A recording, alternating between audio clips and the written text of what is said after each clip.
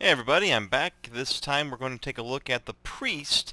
As mentioned previously, the Priest is similar to the Paladin in that some of her abilities key off of how aligned she is with the faith that you choose when you create the character. So, in this case I chose Magran, who seems to enjoy being benevolent, and aggressive as well, I think.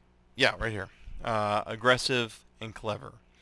If I choose those dialogue options when they come up, it'll make her, what's it called? I gotta find it. It's this thing right here. Holy Radiance, which you can use once per encounter, and I'll talk about that in a second, more powerful. If she chooses Diplomatic and Passionate, it will actually reduce her faith a little bit, so anything that relies on that will be diminished. So you kind of want to, Paladins and Priests, interesting because you kind of want to choose a theme for your character, and there's in-game penalties and benefits for role-playing incorrectly to the character you've created. So if you want to make a character with Magran as your patron, then you want to make sure you're remembering to be aggressive and clever when possible to get the most out of some of her abilities, his or her abilities. So with that in mind, let's talk about the priest a little bit. So level 1 priest here. We'll level up to 5 like normal here in a moment. Uh, Priests are interesting. They get spells, but unlike wizards, they don't have to prepare a spell book and then have access to only like 4 spells per level and can cast them so many times. Instead, she can cast so many spells, uh, which is that part's similar. She can cast 2 first level spells, but she has access to every single spell to cast. So there are 1, 2, 3, 4, 5, 6, 7, 8, 9 first level pre-spells, and uh, my character here can cast any 2 of them. You know, cast one once, cast another one a second time, cast one twice, any combination, and then she'll have to rest to get that 2 back. As she levels up, she'll get more first level spells, access to the second level spells, and etc., which we'll see. I'm not going to go through every single spell here, but we'll look at some of the ones that I have used before successfully.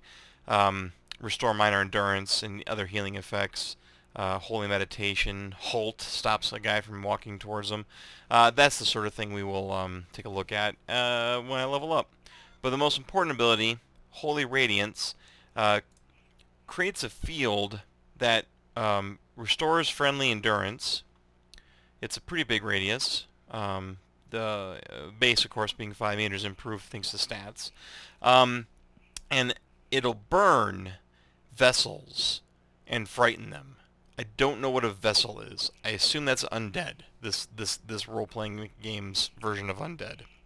But earlier, I was fighting some mercenaries, and they all burst into flames when my this higher level priest in my party activated that ability and sort of killed them. So I don't know if that means they were actually evil in some way. I'm interested in that, but that is a mystery for another day. For now, let's just level up my priest real quick and pump a few things up. Let's go with...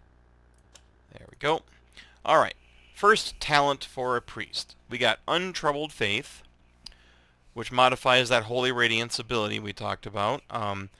Ability to inspire becomes more than just the sum of his or her actions, negating reputations that negatively influence Holy Radiance. Oh, okay, so you can actually pick this. It looks like, well, you won't get any benefit immediately if you were to pick dialogue options that are kind of counter to your patron. They may not hurt you if you have Untroubled Faith. Interesting. Brilliant Radius modifies Holy Radiance additional attack. Will give you an extra use per encounter. Well, that seems really powerful. Interdiction condemns the priest's foes, dazing any enemy in the area of effect. Grants interdiction once per encounter. 5 meter radius, interrupts, and dazes. Okay. Inspired Flame grants lesser burst of summer flame once per rest. Looks like it does like a minor fireball. Sword and arm special version of burst of summer flame. Oh, and it increases accuracy bonus with swords. Oh, that's actually very impressive. Allies gain less healing from the priest's holy radiance, but the priest gains a bonus to all attributes and movement. Okay, so that's actually kind of neat. quarter less healing, but stat boosts. Big stat boosts. And movement speed. Wow. Inspiring Radiance improves accuracy for 15 seconds. Oh, wow. That's really good, too.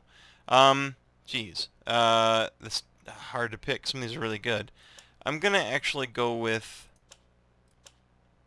Brilliant Radiance to have an extra one, just for the purposes of the demo, but I would definitely like to get an extra one and Inspiring Radiance if I was playing in the full version of the game. Okay, so let's just pump a few points up. Yeah, that's fine. And next level. Oh, I got access to, I forgot to point it out. At level 3 just now, I got all the spells to level 2 access, so we'll take a look at those when I'm actually going to use them. Alright, here we go again. I can get a bonus first level spell. I don't know if I need... I'm going to grab this for the actual... Where is it at? Accuracy bonus was... I was going to actually think about grabbing a bonus with bonus accuracy with weapon focus. And I really should sometime go through all these and sort of see what these actually do. There could be some really useful powers here. For now, I think I'm going to actually grab Inspired Flame, because it gives me a bonus to the sword. Maybe not as much of a bonus, but still some bonus and a cool ability I can play with. So we'll do that. And again, bump, bump, and done. Okay, level 5. Alright, so that gives me access to level 2 and level 3 spells. You'll notice I can cast 4 level 4 spells, or level 1 spells, 4 level 2 spells, and 2 level 3 spells. And those include such things as Pillar of Faith, which drops a giant pillar that just crushes guys and prones them. Things like Warding Seal. Generates a magical seal that explodes in a burst of electrical energy when an enemy comes into contact with it, inflicting shock damage. So if I were to walk over here, here's this lesser burst of Summer Flame.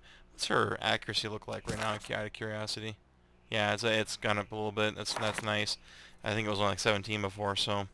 Alright, so before I do anything, let's put a Warding Seal right here, just to see what it looks like. Nice. Now let's get these guys with this burst of flame. And of course they're angry at me. I'm going to slow it down. They triggered that trap and got fried. It actually took them down. That's pretty impressive. What do we got here? Strengthens all allies in battle, increasing the probability they'll land a critical hit. So I can actually buff all my allies up.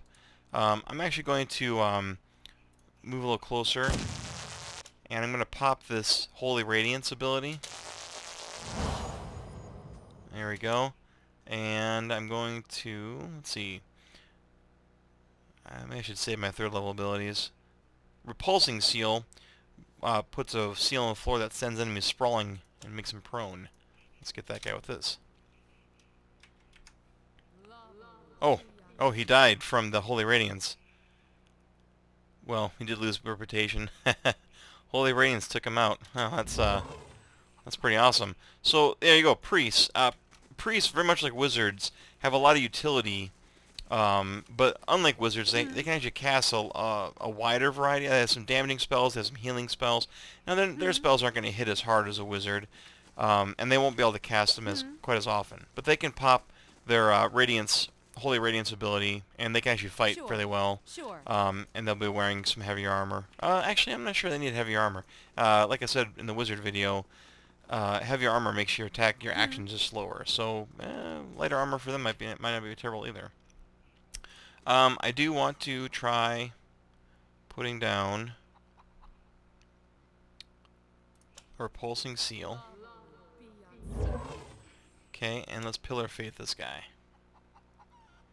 Watch what happens. Oh, he's gonna go after... I should have thought that through.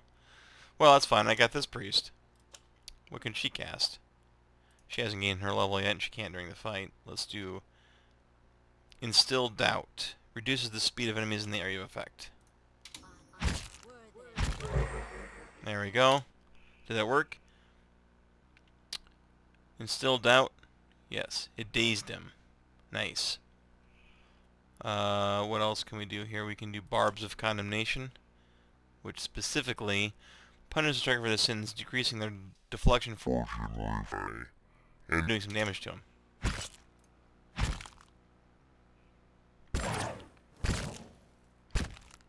Sure. Let's get up here and do this iconic projection.